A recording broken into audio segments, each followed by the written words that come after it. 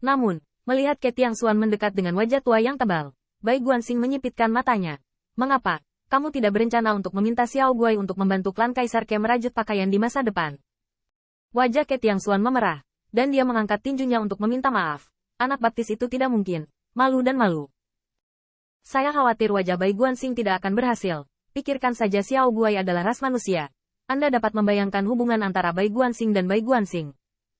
Dalam keputusasaan, Ke Tiangxuan dan kerumunan hanya bisa terbang ke gua es, menyaksikan Qin Yichen, yang dihancurkan oleh 9 naga petir seperti alkimia, dan tidak bisa menahan perasaan tertekan. Wood, kamu baik-baik saja? Putri Wenqing menunduk, ingin menyeret Qin Yichen keluar, tetapi ketika yang terakhir melihatnya datang, dia mabuk, seolah-olah dia menikmati dirinya sendiri di gua es. Oke. Sangat bagus. Kekuatan Leize sulit ditemukan di dunia. Suamiku rela memberiku kesempatan besar. Bagaimana bisa buruk? Haha. Xiao Guai benar-benar memperhatikannya. Sepertinya mulutmu tidak hanya berhutang, tapi juga cukup keras. Berhenti bicara omong kosong, naik sendiri, dan biarkan aku mengalahkannya lagi. Akun ini akan diselesaikan.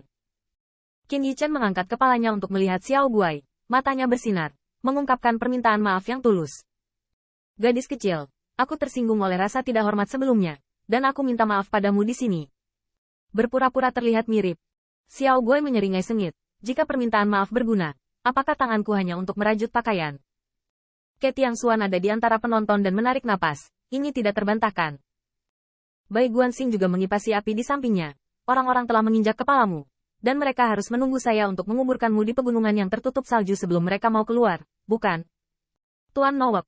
Ketika Lei Guangming menghilang, dia sepertinya bisa melihat Qin Yichen sedikit tersenyum. Setelah saya memperbaiki kekuatan ini, saya akan keluar dan membiarkan gadis kecil itu bertengkar. Aku membiarkanmu keluar sekarang. Xiao Guai menolak untuk menerima. Sudah waktunya bagi Anda untuk memilih kapan dipukuli.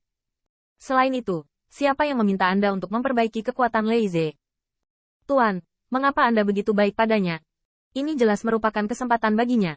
Bai Guanxing mencibir ketika mendengar kata-kata, hanya mengandalkan dia.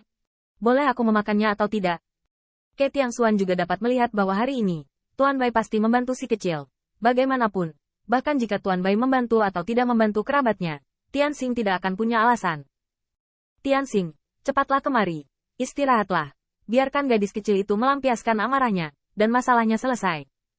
Qin Yichen terkejut ketika dia mendengar kata-kata itu, seolah-olah dia tidak mengharapkan ini dikatakan dari mulut kakek kedua. Kakek kedua tidak seperti kamu. Seseorang menginjakku untuk memukuliku. Kamu membiarkan aku merangkak keluar dan dipukuli. Jika tidak, Ke Tiangxuan buru-buru mentransmisikan suaranya. Awalnya kamu yang berhutang. Selain itu, apakah kamu tidak tahu apa yang gadis ini mampu lakukan? Jika kamu tidak dipukuli, kamu akan menenun dan menyulam jubah untuk saudara-saudara di masa depan. Aku, kakek kedua, kamu benar-benar tidak mementingkan diri sendiri. Kamu telah bekerja keras untuk klanku. Adapun yang darahnya Le itu dua hal. Jangan bicara omong kosong. Gadis kecil itu bisa membuka lubang cacing. Dia menerobos alam kaisar hanya untuk memulihkan kekuatannya. Bagaimana denganmu? Bahkan kaisar. Jika kamu tidak menderita pemukulan ini sekarang, kamu tidak akan bahagia sampai dia menjadi seorang kaisar dan mengganggumu setiap hari. Baik. Qin Yichen tidak bisa berkata-kata, tetapi dia bersikeras untuk menyempurnakan kekuatan 9 naga guntur ini. Jika Anda memiliki kemampuan, lompat saja. Qin Yichen menyeringai, kepalanya mengelak dari sisi ke sisi, membiarkan bola salju Xiao Guai menghancurkan. Tuan, rawat dia. Setelah melihat ini, Bai Guanxing dengan cepat menghibur. Itu hanya gumpalan kekuatan Leize. Selain itu, kamu bahkan dapat menggunakan Diwei sekarang. Dan kamu takut bahkan seorang kaisar bukanlah pedang bodoh. Ya. Tapi ini tidak mencegah Xiao Guai berdiri di gua es dan melempar bola salju. Putri Wenqing melihatnya di matanya dan dia hanya bisa mengucapkan semoga sukses pada kayu. Nyatanya, Xiao Guai hanya bisa melempar bola salju sekarang. Alih-alih melompat ke dalam dan memukul kayu yang terluka parah secara langsung. Itu sudah sangat memalukan. Terlebih lagi, Qin Yichen yang berutang mulutnya. Dan dia tentu saja yang dipukuli. Tidak ada yang bisa menggantikannya. Selama beberapa hari, naga petir akhirnya ditelan oleh Qin Yichen di perutnya. Meninggalkan organ dalamnya terkoyak. Tetapi seperti guntur di langit, melemparkan tubuh abadi. Dan selama beberapa hari, Xiao Guai benar-benar energik. Dia sudah membersihkan salju yang berada 100 mil di sekitar gua es. Ratusan mil salju ditumpuk menjadi bola salju olehnya. Dan bahkan pada akhirnya, Xiao Guai mendorong bola salju yang puluhan kali lebih besar dari dirinya. Langsung ke dalam gua es. Namun, pada saat ini, Saya melihat naga petir meraung langsung ke langit di gua es, disertai sinar cahaya pedang yang keras. Bas! Itu cukup untuk mengisi seluruh gua es, dan bola salju yang tidak bisa disembunyikan Qin Yichen terhenti di udara sejenak, lalu hancur dan retak. Serpihan salju sepanjang jalan, tapi Qin Yichen tidak mewarnai satupun. Sekarang, dia tidak perlu bersembunyi. Wow!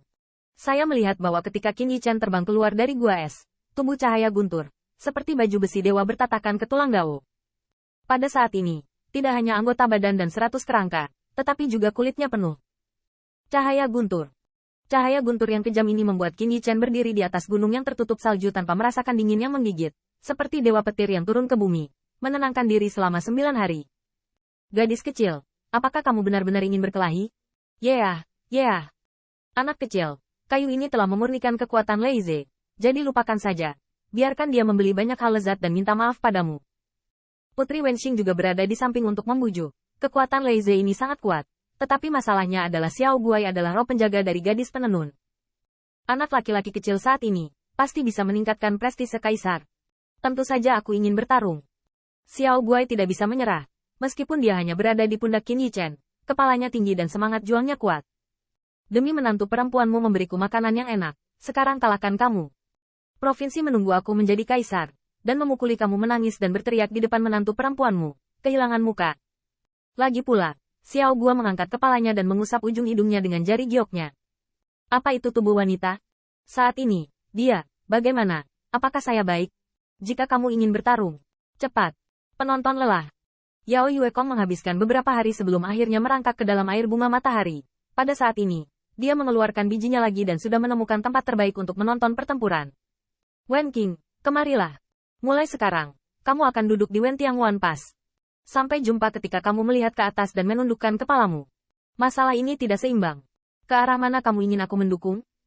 Putri Wenxing menoleh dan melihat bahwa Bai Guanxing tidak tahu kapan dia menyalakan api unggun di gunung bersalju di sebelah Yao Yuekong, mengeluarkan dewa korbel, dan semua jenis rempah-rempah meluap dengan aroma. Feng Nianwu melangkah maju diam-diam, dan sejujurnya, dia sebenarnya yang paling sulit pada saat ini. Ke Tiangxuan tidak peduli tentang itu. Tetapi bagian belakang telapak tangannya, Yi Chen dan Xiao Guai, dia yang paling malu. Tuan, Xiao Guai, dia masih seorang kaisar sekarang. Yi Chen, berapa banyak dia bisa menangkis? Anda harus bertanya kepada saya, ketika Xiao Guai akan memukulinya sampai mati, apakah saya akan membantunya? Saat menyiapkan api unggun, Bai Guanxing berkata, tentu saja dia tidak akan mati. Adapun kemungkinan menang, hehe.